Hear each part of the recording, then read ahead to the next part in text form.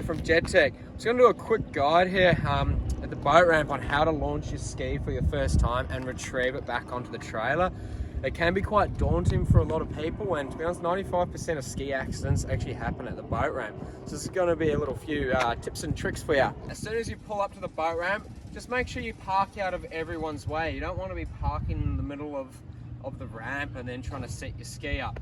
I'll first jump out, make sure my ski turns on. Good to go.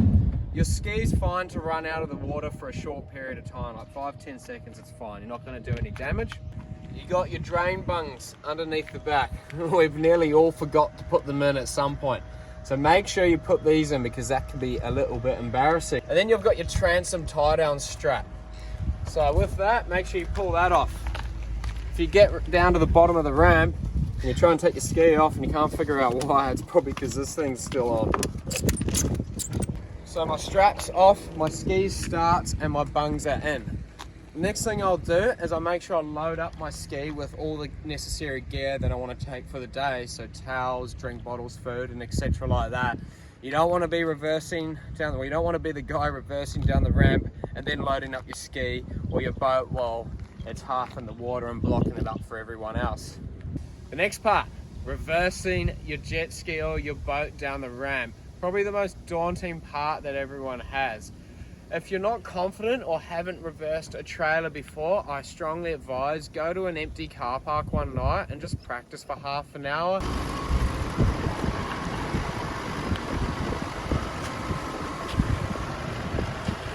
You're at a boat ramp and it's a two car space wide boat ramp. You want to make sure you're not in the middle and you want to go to one side. You notice when I just pulled into the last bit, I opened my door and then I watch my ski and see how far it goes in. See, I've got about 3/4 of my wheel submerged. On my trailer, that's how much you want. About half your rollers. So your ski's not fully, your ski's not fully submerged. It's going to be floating in a wave. If you come and you can lift it up and off. And you don't want to be too far forward where you're kind of rolling it and it's not even in the water yet. So if you come have a look at this, you can see the rollers are halfway through. So there's two different options that you can do now. If you're by yourself, which a lot of people are, I jump on the ski and drive it off. Some people also use a dock line, so you push it off with a line and then pull it back in. Tell you what, half the time that's more harder than what it is just with rather than just driving it off. Undo the shackle. So I turn my ski on because I'm launching on my own, and then I put it into forwards. That way it's thrusting into the trailer. So that, I'll undo my winch, and what I do, I kind of hold the front of my ski and see how far. So see, that's already loose. The ski's not wanting to go anywhere, it's thrusting into me. So I'll undo that. Put my lanyard. Off I go.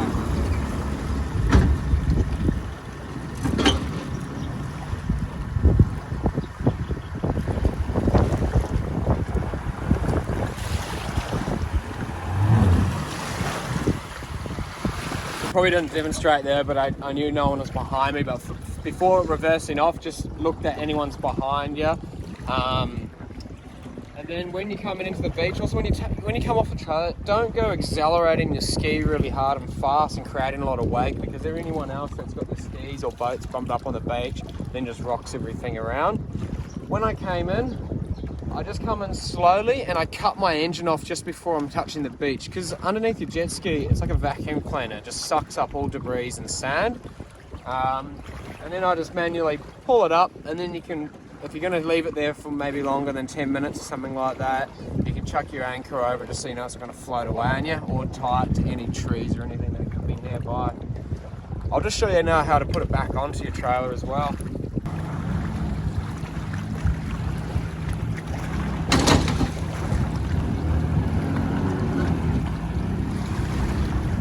There's two things to do here. If you're with someone else, you get them to hook you up.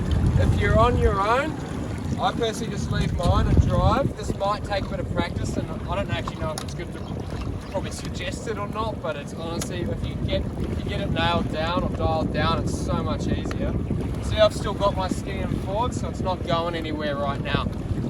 before you drive it onto your trailer as well, you just want to make sure that there's no waves coming from bypassing vessels and etc., because that can put you out of alignment whilst driving on.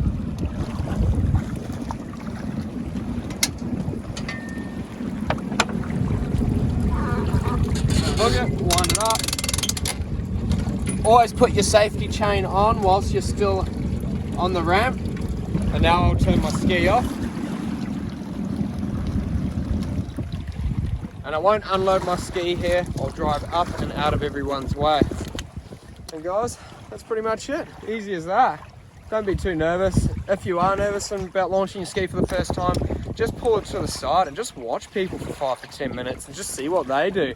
Wait for a little quiet gap, or just go and do it kind of, if you can, midweek or at a quiet boat ramp. And just have a few goes of it. You'll get it dialed down in no time.